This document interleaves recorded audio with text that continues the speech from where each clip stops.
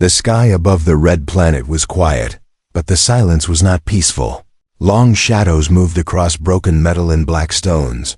A small human ship lay crashed in the dust, its lights dead and its doors torn open. Inside the wreck, a young human named Aaron slowly opened his eyes. His head hurt, and his hands were shaking. But he was alive. He did not remember how long he had been unconscious. All he knew was that he was alone on a world that did not belong to humans. Aaron stepped out of the ship and looked around. Tall alien towers stood far away, glowing with cold blue light. This planet was ruled by the Zarkeen, a powerful alien race known across the galaxy. They believed humans were weak, slow, and useless. Aaron took a deep breath and began to walk toward the city. He had no weapon, no armor, and no way to call for help. Still, he walked forward without fear. High above, alien drones spotted him. The Zarkeen guards watched the screen and laughed. "A human," one guard said. "Why is it not begging already?" Another asked. The guard sent a patrol to capture him. They expected no trouble at all when the patrol arrived. Tall, armored aliens surrounded Aaron. Their eyes glowed red behind dark helmets. They spoke in a harsh language, but their meaning was clear. Aaron was a prisoner now. They tied his hands with energy chains and pushed him forward. Aaron did not fight. He did not shout. He only looked at the ground and walked.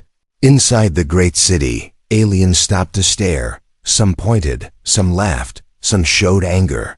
A human had never walked freely here before. Aaron was taken to a large, open hall. At the center stood Commander Vrax, leader of the city guards.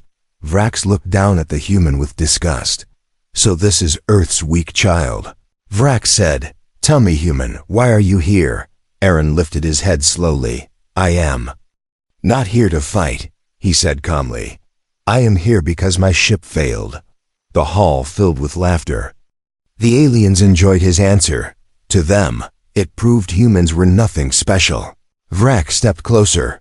"You will work for us," he said. "You will clean our machines and carry our waste." Aaron nodded. "I will do what I must," he said. This answer surprised some of the guards. They expected fear or anger. Instead, the human accepted his fate. Days passed. Aaron worked silently among massive alien machines. He watched carefully, he listened, he learned. No one noticed how quickly he understood their systems. No one noticed how his eyes followed the energy flows. To the Zarkeen, he was invisible. One night, while cleaning a power chamber, Aaron stopped. The lights flickered. A deep hum filled the room. The planet's main energy core was unstable. Aaron's hands froze. He recognized the signs. This core was close to collapse. If it exploded, the entire city would be destroyed. Millions of aliens would die. Aaron looked around. No guards were nearby. No alarms were sounding. The Zarkeen did not know they were in danger. Aaron whispered to himself, "They have no idea." He knew the truth now. This planet was standing on the edge of disaster, and the only one who saw it was a human they believed was nothing. Far above, the energy core cracked again. A deep red light spread across the walls. The countdown to destruction had already begun, and no one was listening to the human who could save them. The power chamber shook again, and the red light grew stronger. Aaron stood very still and listened to the sound of the core. It was not loud. But it was wrong. The rhythm was uneven, and the heat was rising fast.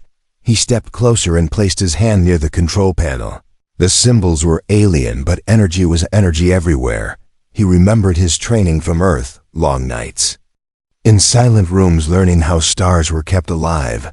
Aaron knew the Zarkeen used force instead of balance. They pushed their machines too hard. They believed power meant strength, but power without control always breaks. Footsteps echoed behind him. Two guards entered the chamber. They did not see the warning signs. They only saw a human standing where he should not be. One guard shouted and raised his weapon. Aaron turned slowly and lifted his hands. "The core is failing," he said calmly. "This place is not safe." The guards laughed loudly.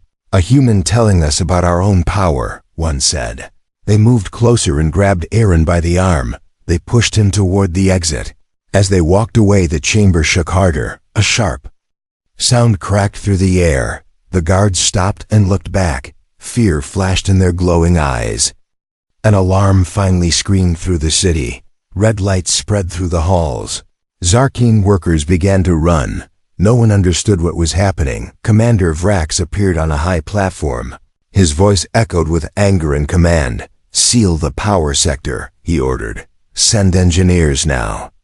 Aaron was dragged into a large control room. Screens showed rising heat and falling stability. Zarkeen engineers worked in panic. They pressed buttons and shouted orders, but the numbers kept climbing.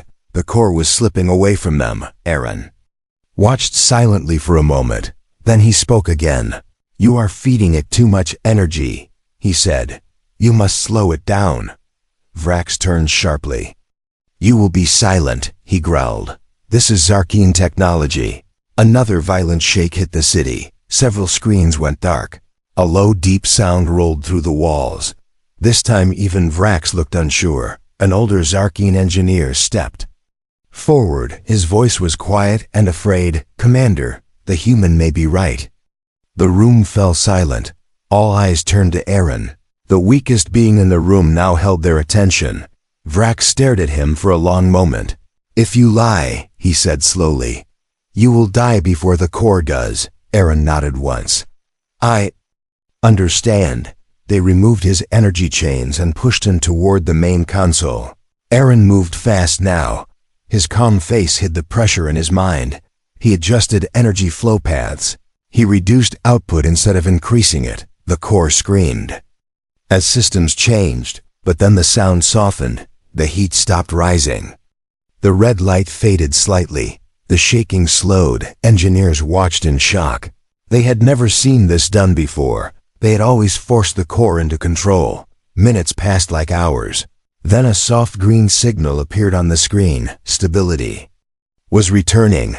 A quiet breath moved through the room. The city was safe for now. Vrax looked at the human with new eyes. Not respect yet, but doubt had entered his mind. "Who are you?" Vrax asked. Aaron wiped sweat from his face. "I am human," he said simply, "and this is what we do to survive." Outside the control room, the city lights slowly returned. Zarkeen citizens stopped running and looked up at the sky. They did not know who saved them, but somewhere deep inside the strongest city of the Zarkeen, a human who was called weak had just proven otherwise, and the story of Earth had only just begun. The control room stayed quiet for a long moment after the danger passed. The machines were calm now, but fear still lived in the air. Zarkeen engineers looked at the screens again and again to be sure the numbers were real. Commander Vrax slowly walked toward Aaron. His heavy steps echoed through the hall. "You stopped the collapse," Vrax said, "but do not think this changes who you are." Aaron said nothing and lowered his eyes. He knew speaking more would only bring trouble. The guards moved closer and locked energy chains back around his wrists. Word spread quickly through the city. A failure in the power core, a human involved. Rumors twisted the truth into something dangerous. Some Zarkeen said the human caused the problem. Others said he used dark tricks. Fear turned into anger. Aaron was taken to a holding chamber deep underground. The walls were thick and cold. Light was dim and yellow. He sat alone on the hard floor and waited. Above him the Zarkeen council gathered. They were old and powerful. Their voices were sharp and full of pride. "A human touched our core," one said. "This is an insult. He should be removed," another answered. Commander Vrax stood before them. "He saved the city," Vrax said, "but I do not trust him." The council agreed on one thing. The human could not be free. But they wanted to know how dangerous he really was. Back in the chamber, Aaron heard the door open.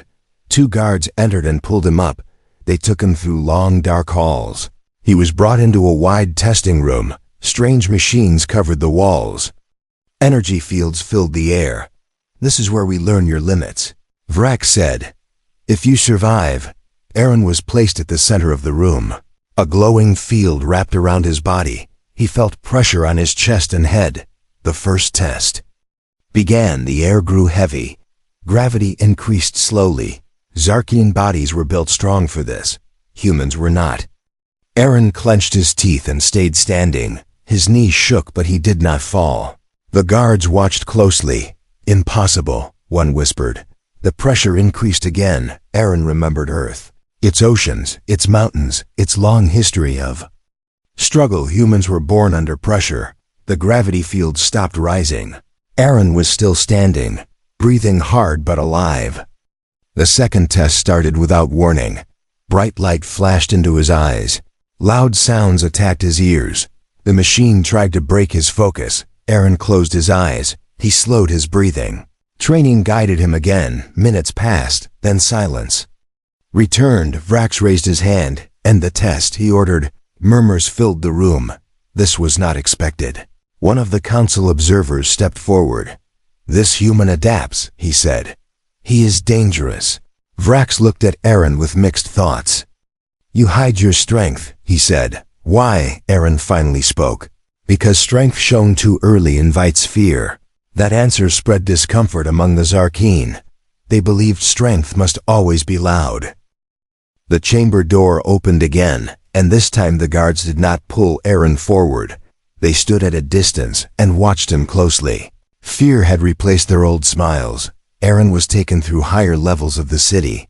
This area was cleaner and brighter. Power flowed smoothly through the walls.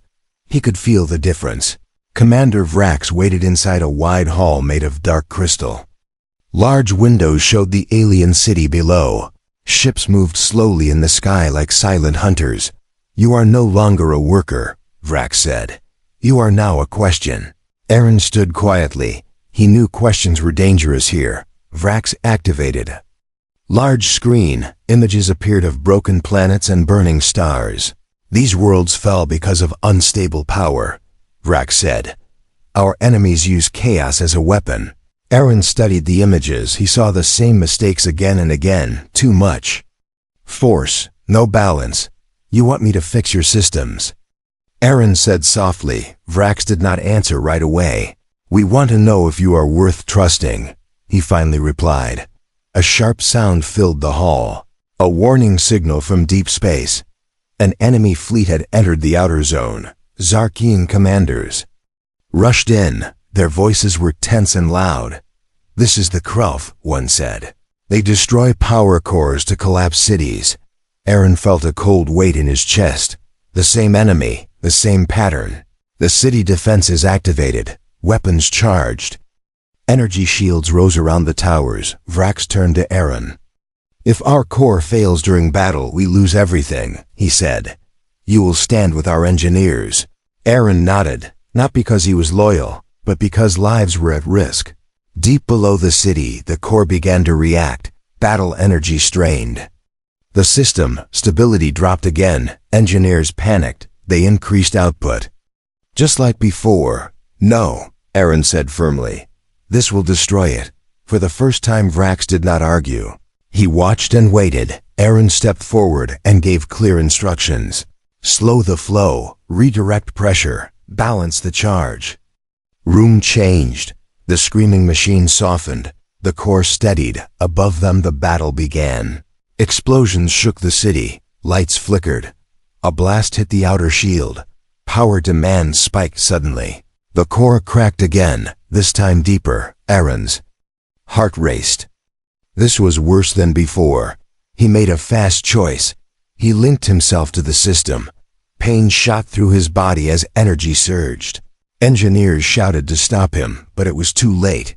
Aaron became part of the flow. He guided it like a river, redirecting. The storm inside the core, the shaking slowed, the crack sealed. Above the city the shields held. The Krulf fleet pulled back. Silence followed, heavy and unreal.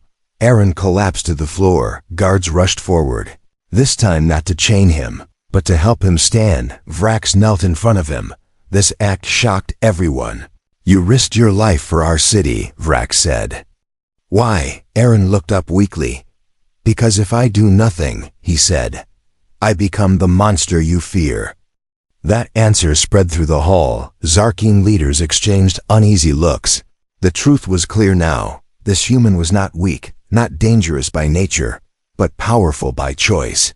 As Aaron was taken away to recover, a message was sent across the Zarkeen world. Humans were no longer to be ignored, and far beyond the stars. The Krelf watched quietly. They had seen the human too, and they would not forget him. Aaron woke slowly in a white healing chamber. Soft light flowed over his skin, and quiet machines breathed around him. Pain moved through his body, but it was distant now. Zarkeen healers stood nearby watching him with careful eyes. They spoke in low voices filled with confusion and respect. A human had survived a direct link with the core. When Aaron sat up, the room became silent. No one rushed to stop him. That alone showed how much had changed. Commander Vrax entered the chamber. His posture was different now, less pride, more weight. "The city stands because of you," Vrax said. The enemy retreated. Aaron listened but did not smile. "How many were lost?" he asked. Vrax paused before answering. "Far fewer than expected," he said. "Your actions saved thousands." Aaron closed his eyes for a moment. That was enough for him. News spread across the Zarkeen world. A human had stabilized the core. A human had stood against the Krelf. Fear slowly turned into curiosity. Some Zarkeen were angry, others were afraid. Many began to question old beliefs. The council called for a gathering. Aaron was brought before them again, this time without chains. The great chamber was full. Leaders, engineers, soldiers, all watching the small human at the center. One council member spoke. "Humans were labeled weak," he said. "Yet this one saved our world." Another replied with caution. "One human does not define a species." Aaron raised his hand slightly. "I do not speak for all humans," he said. "But survival shaped us." The room listened closely. "We learned to adapt," Aaron continued. "To cooperate, to endure."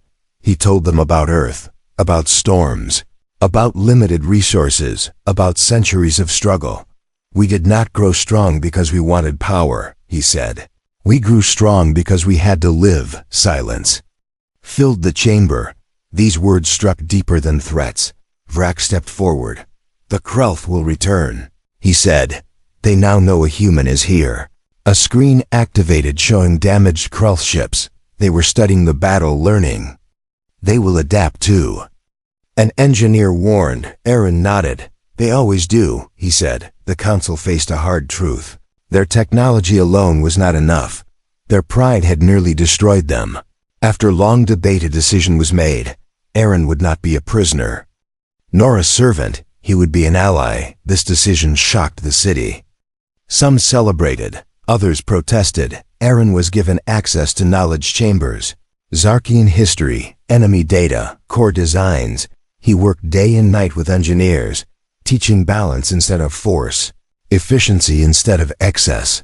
Slowly systems improved, failures dropped, stability increased. The Zarkeen began to change. Not quickly, not easily, but change had started. Far away, the Krelf fleet gathered again, larger, smarter, more dangerous. They prepared a message, not to the Zarkeen, but to the human, a warning, a challenge. When the signal reached the city, Aaron stood quietly, reading the patterns, feeling the threat. "They are coming for me," he said. Vrax looked at him sharply. "They will face all of us," he replied. Aaron met his eyes. "This time," he said, "they will not underestimate humanity." Above the city, the stars burned cold and bright. A new chapter was forming among them, one where humans were no longer shadows. The galaxy was watching now, and the age of quiet survival was ending. The warning signal echoed through every level of the city. This time there was no panic, only focus. Zarkeen commanders moved with purpose. Ships launched into formation. Defense towers charged slowly and carefully. Aaron stood in the central command hall. Screens surrounded him with moving data, enemy paths, energy curves, future risks. The Krelf fleet was larger than before. Their ships were sharp and dark, built to break systems, not fight armies. "They will target the core again," Aaron said, "They learned our weakness," Vrax nodded. "Then we changed the rules." He replied, "Aaron worked beside Zarkeen engineers, not above them, not below them, with them. He showed them how to spread power instead of stacking it, how to let systems fail small instead of all at once, how to survive damage instead of resisting it blindly." As the enemy entered weapon range, the first attack came. Energy waves struck the outer shield. The city shook but did not bend. The core responded calmly, balanced, controlled. Krelf commanders noticed this change. Their next move was faster and harder. Multiple strikes at once. Alarms rang again. But this time they were measured, not screaming. Aaron watched the numbers and made a quick call. Lower shield strength. "On Sector 3, he said. Engineers froze. "That sector protects the core," one shouted. "Trust me," Aaron said. "They expect resistance, not redirection." Vrax looked at him for 1 second, then gave the order. The shield weakened. A Krelf blast slipped through. The city did not explode. Instead, the energy was pulled inward and spread, lost into deep channels prepared for this moment. The Krelf ships hesitated. Confusion rippled through their formation. "That was their opening," Aaron said. "Now we move." Zarkeen ships surged forward, not in rage but in precision. They struck Krelf engines and power links, not hulls, not crews. Krelf ships began to drift, systems failing without warning. Inside one enemy vessel, a Krelf commander watched his screens fade. "This is not Zarkeen," he hissed. "This is human." The battle turned quickly. What was meant to be destruction became retreat. One final Krelf ship charged directly at the city. Its core overloaded, a suicide strike. Aaron saw it instantly. "There is no time," an engineer shouted. Aaron moved to the manual control. He knew what it would cost. Vrax stepped beside him. "No," he said. Aaron met his eyes calmly. "This is what humans do," he replied. He rerouted the city power into a single focused pulse, guided by balance, not force. The pulse struck the Krelf ship and tore its core apart. The explosion bloomed silently in space. Far from the city, the battlefield went still. No more enemy signals, no more threats. Cheers did not come at once. First there was silence, then understanding. The city had survived again. Not by pride, but by trust. Aaron leaned against the console, breathing hard. Vrax placed a steady hand on his shoulder. "Today," Vrax said, "you did not just save us, you changed us." News spread across nearby systems. A powerful alien world had adapted. With human guidance, other species listened, some with hope, some with fear. Aaron looked at the stars beyond the window. He knew this victory was only the beginning. Humanity was no longer hidden, no longer ignored. They had stepped onto the galactic stage, not as conquerors, but as survivors who learned how to win. The city moved slowly back into normal life after the battle. Shields powered down, ships returned to their docks. Lights across the towers burned steady and calm. Zarkeen citizens gathered in open spaces. They looked at the sky where the enemy had vanished. For the first time they felt something new. Security without arrogance. Aaron stood alone on a high platform overlooking the city. The wind was gentle and warm. He felt tired deep in his bones, but also clear. Commander Vrax joined him quietly. The great warrior now carried less armor, more thought. "The council has made a final decision," Vrax said. "They want you to stay." Aaron did not answer at once. He watched the movement of ships far below. "I was never meant to stay anywhere," he said. Vrax nodded. "You humans are always moving." "Yes," Aaron replied, "because survival taught us that comfort never lasts." The council later addressed the city. Their message was sent across every channel. The words were simple but powerful. Humans were no longer classified as weak. They were recognized as adaptive allies, a species shaped by struggle. This announcement changed everything. Trade routes opened. Shared research began. Old walls of pride started to crack. Aaron worked for a short time longer, helping build systems that could heal themselves, teaching engineers how to think in balance, not domination. Soon a signal arrived from deep space. A human rescue fleet responding to his old beacon, late but alive. The Zarkeen gathered to watch the ships enter orbit. They did not raise weapons. They raised open signals. Vrax turned to Aaron. "Your people are strong," he said, "but they are also cautious. They learned the cost of trust," Aaron replied. When the human ship landed, Aaron felt something tighten in his chest, familiar symbols, familiar voices. He spoke with his commanders and shared what had happened, not as a victory story, but as a lesson. Humans could fight, yes, but more importantly, they could adapt others to survive. Before leaving, Aaron returned to the high platform one last time. Vrax stood waiting. "You will be remembered here," Vrax said. Aaron shook his head lightly. "Do not remember me," he said. "Remember the choice." They shared a silent moment. Warrior and survivor, no longer enemies. As the human ship lifted into the sky, the city did not cheer. It watched, thoughtful. Changed. Across the galaxy, the story spread. Not of destruction, but of restraint. A species once ignored had altered the fate of a world. Not through fear, but understanding. Other civilizations listened carefully. Some prepared defenses, others prepared conversations. Humanity was now known, not as rulers, not as gods, but as something more dangerous and more hopeful, a people who learned how to live under pressure and taught others to do the same. As the stars stretched into long lines beyond the ship window, Aaron closed his eyes. The universe was vast, full of pride and power, but also fragile, and somewhere between those stars,